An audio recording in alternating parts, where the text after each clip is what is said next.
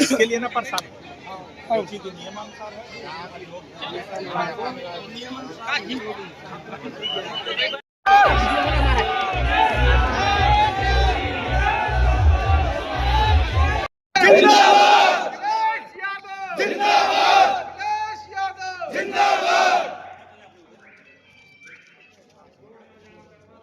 माननीय मुलायम सिंह यादव, माननीय नेताजी, माननीय नेताजी।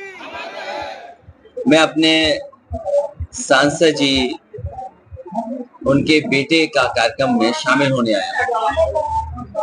समाजवादी पार्टी से पिछले चुनाव में यही प्रत्याशी थी जो चुनाव लड़ी थी, जिन्हें हालांकि समय कम मिला था, और उन परिस्थितियों में जो राजनीति के दाव पेच रहे, उन परिस्थितियों में भी बहुत अच्छा समाजवादी पार्टी के पक्ष में जनता ने मदद की। जो जमीनी सवाल हैं यहाँ पर, उन सवालों को लेकर के समाजवादियों ने हमेशा बुंदेलखंड की जनता को राहत देने का काम किया है। सड़क अच्छी बने, मंडियां बने, जो यहाँ की पैदावार है उसकी सही कीमत मिले। और मुझे याद होगा, अब में से साथियों को ये इस बात का पता होगा कि जब सरकार का समय आखिरी आ गया था, तो तेलंगाना के मुख्यमंत्री जी उस समय गांव-गांव नल लगाने की व्यवस्था कर रहे थे। वही योजना हम लोगों ने यहाँ आकर के शुरू की थी, जो आज पाइप वाटर सप्लाई योजना चल रही है। घर घर नल पहुंचाने की, घर घर जल पहुंचाने की स्कीम चल रही है। आपको याद होगा, सबसे पहले इसी यहीं के डैम जो बगल में है, वहां से पानी ला करके राट तक पाइप वाटर सप्लाई की योजना बनी थी। वो शुरू हो गई होती तो न केवल राट कस्बे को, बल्कि रास्ते में जितने भी गांव पड़ते सभी को शुद्ध अच्छा पानी पीने का मिल जाता। ललितपुर में बिजली का बड़ा कारखाना, अभी तक तो जो बिजली के कारखाने लगते थे वो सोनभद्र या अन्य जगह पर लगते थे। समाजवादी सरकार आने के बाद बुंदेलखंड को सबसे बड़ा बिजली का कारखाना मिला, जो कोयले से बिजली बनाते। वहीं सबसे पहले सोलर पॉलिसी लेकर के आए, सोलर एनर्जी के लिए, जिसकी वजह से आपने देखा होगा कि जगह जगह पर बुंदेलखंड में सोलर प्लांट लगने लगे। जो शुरुआत समाजवादी पार्टी ने की थी, उसकी वजह से बड़े पैमाने पर प्लांट लगे। डायल 100, एम्बुलेंस सेवा, मेडिकल कॉलेज का बनाना, ये तमाम सुविधाएं देने का काम किया था। और आज भी किसी घर में जो समाजवादी पार्टी का लैपटॉप रहा होगा, वो आज भी चल रहा होगा, आज भी सुरक्षित होगा। जो आप ये नेटवर्क देख रहे हैं इंटरनेट का, हालांकि मैं किसी प्राइवेट कंपनी के पक्ष में नहीं बोल सकता हूं, लेकिन जो नेटवर्क जो उस समय बड़े पैमाने पे इन्वेस्टमेंट हुआ था जियो को लेकर के, वही आज आपको दिखाई दे रहा होगा बड़े पैमाने पर। उसी इन्वेस्टमेंट की वजह से आपका इंटरनेट भी चल रहा है। आसपास के जिलों में जो विकास दिखाई दे रहा है, वो गति अब नहीं दिखाई दे रही है। बुंदेलखंड एक्सप्रेसवे इस इलाके के लिए सबसे बड़े पैसे का बना हुआ एक्सप्रेसवे है, लेकिन जिस तरह बनना चाहिए था और प्रधानमंत्री जी के उद्घाटन के बाद जिस तरीके से उसका और मेंटेनेंस होना चाहिए था, वो अब दिखाई नहीं देता है। जैसे जहां पर प्रधानमंत्री जी ने उद्घाटन किया था, उस जगह पर कुछ नहीं बचा, कोई निशानी भी नहीं दिखाई दे रही है।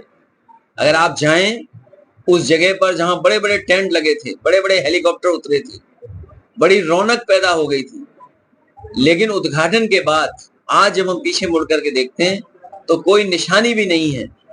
और जब वहां निशानी नहीं है तो वो लोग जिन्होंने कभी बुंदेलखंड एक्सप्रेसवे बनाया था, वो लोग भी बुंदेलखंड एक्सप्रेसवे को बना करके भूल गए। उसी की वजह से आपको उछल उछल के चलना पड़ता है, उछल उछल के जाना पड़ता है। अगर आपको रफ्तार की गति को न समझ पाए तो हो सकता है आपकी कमर का नुकसान हो जाए, पेट में दर्द हो जाए। सच्चाई ये है, समाजवादी सरकार झांसी से सिद्धार्थनगर को जोड़ना चाहती थी, झांसी इधर सिद्धार्थनगर उधर, क्योंकि मुख्यमंत्री जी पहली बार आए थे झांसी। वो ये कह गए कि हम झांसी को दिल्ली से जोड़ेंगे।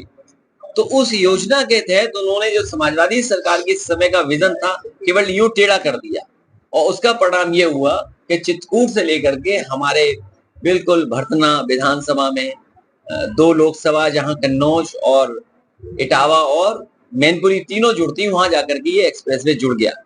लेकिन मंडी नहीं बनी, मंडियां बननी चाहिए थी। जो शौचालय बने हैं, आप हमारे बनाए हुए शौचालय देख लो, यहाँ डब्बे रख दिए शौचालय के लिए। तो जिस मकसद से बनाया गया था वो मकसद पूरा नहीं हुआ। डिफेंस कॉरिडोर के नाम पर आपको सपने दिखाए गए कि यहाँ पर गोले बनेंगे, मिसाइल बनेगी, फाइटर जेट, नेट और न जाने कितने एयरक्राफ्ट बनेंगे, मिसाइल्स बनेंगी बड़ी बड़ी, land to land missiles, land to air missile, air to air missile बनेगी। आज बुंदेलखंड के लोग सोच रहे होंगे कि यहाँ तो सुतली का बम भी नहीं बन रहा है। कोई सुतली का बम बना हो तो बता दो। मेडिकल की दुर्दशा ऐसी है कि गरीबों को इलाज नहीं मिल रहा है, दवाई नहीं मिल रही, न पीएससी, न सीएससी, न जिला अस्पताल, और ना ही मेडिकल कॉलेज में कोई सुविधा है। मैंने कई बार जब सदन में था मैं, उस समय मैंने कहा कि पहला मेडिकल कॉलेज शाहजहांपुर का बना था। आज भी वहां असिस्टेंट प्रोफेसर नहीं है, मेडिकल स्टाफ नहीं है। गरीब का इलाज कैसे होगा? उरई जालौन का मेडिकल कॉलेज नेताजी ने उद्घाटन किया था, वो बन जाता तो बहुत सारे गरीबों का इलाज हो जाता। झांसी का मेडिकल कॉलेज तैयार हो जाता, अच्छी तरह चलता तो वो बन जाता। बांदा में नया बनाया था, वो बेकार हो गया। आपके यहाँ बनाया था, वो बेकार हो गया। तो जो सुविधा देनी चाहिए थी वो नहीं दे पाए। रोजगार और बेरोजगारी का इतना बड़ा हिसाब किताब कभी नहीं हुआ है। उत्तर प्रदेश से सबसे ज्यादा पलायन है पढ़े लिखे नौजवानों का, मजदूरों का। जो सरकारी आंकड़े बीजेपी के हैं, मेरे आंकड़े नहीं है, बीजेपी के आंकड़े, जो कहते हैं कि ये आंकड़े बेहतर हो गए, लेकिन सच्चाई ये है कि उत्तर प्रदेश को आज बेरोजगार नौजवानों की फौज बना करके तैयार कर दी बीजेपी के लोगों ने। हमारा बाजार बेचा जा रहा है। अखबार जब पढ़ते होंगे तो दुख होता होगा कि हमारे पढ़े लिखे लोग, प्रोफेशनल लोग अमेरिका से निकाले जा रहे हैं, बाहर निकाले जा रहे हैं। आज के अखबार में ही है कि जो प्रोफेशनल लोग हैं, जो लोग कहते थे कि हमारा रुतबा है दुनिया में, हमारा डंका बज रहा है, हम विश्व गुरु बन जाएंगे, उनके गलत पॉलिसियों की वजह से आज हमारे लोग जो वहां काम कर रहे थे उन्हें छोड़ के आना पड़ रहा है। आज मैं एक साइंटिस्ट से टकराया, मैंने उनसे पूछा कि जो आगरा लखनऊ एक्सप्रेसवे कैसा है, क्या ये अमेरिका के एक्सप्रेसवे बने जैसा है? उन्होंने स्वीकार किया कि उसी तरह का ये एक्सप्रेसवे है। मैंने उस पिक्चर को सोशल मीडिया पे भी डाला। एक साइंटिस्ट जिनसे मेरी मुलाकात हुई, मेरे से उनसे बातचीत का जो हुआ, तो मैंने फोटो भी डाला। कि सोचिए, अमेरिका के साइंटिस्ट ये कहने रहे और कह रहे हैं कि एक्सप्रेसवे जो आगरा लखनऊ का बना है वो कम से कम उस क्वालिटी का है। और आप याद कीजिएगा, जिस समय मैं सड़कें बना रहा था उस समय मैं कहता था कि अमेरिका ने सड़कें बनाई और सड़कें अमेरिका बना दिया। ये भारतीय जनता पार्टी ने जनता को धोखा दिया है, किसानों को धोखा दिया है, नौजवानों के भविष्य के साथ खिलवाड़ की है, नफरत की राजनीति कर रहे हैं। और नफरत की राजनीति करने वाले बहुत दिन चलने वाले नहीं। बयान आया होली के ऊपर, तो क्या कहेंगे? देखिए, ये ना समझ है हमारे। अगर वो 80 और 20 की बात कर रहे हैं तो वो योगी नहीं है। योगी की परिभाषा वो बताएं जो 80-20 कर रहे हैं। अगर 80-20 की या बंटवारे की बात योगी नहीं कर सकता, इसका मतलब वो योगी नहीं है।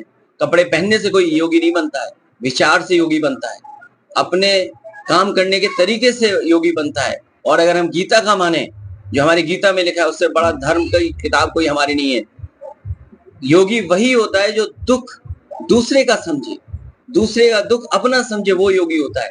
क्या ये मुख्यमंत्री दूसरों का दुख समझ पा रहे हैं? सर संजय निषाद कैबिनेट मंत्री हैं, कह रहे हैं जिनको रंगों से एतराज हो वो देश छोड़ के चले जाए। मैं भी ऐतराज है मुझे बताओ किस देश जाना है? मुझे भी बहुत से रंग से ऐतराज है। एक रंगा से ऐतराज है, काले चश्मे से पहन करके होली खेलने से ऐतराज है। आप सोचिए, काला चश्मा पहन करके अगर कोई होली खेल रहा है तो सोचिए उसके विचार कैसे होंगे। एक रंगी लोग बहुरंगी लोगों को कभी पसंद नहीं कर सकते। हम वो लोग हैं जो गुलदस्ता बनाना चाहते हैं।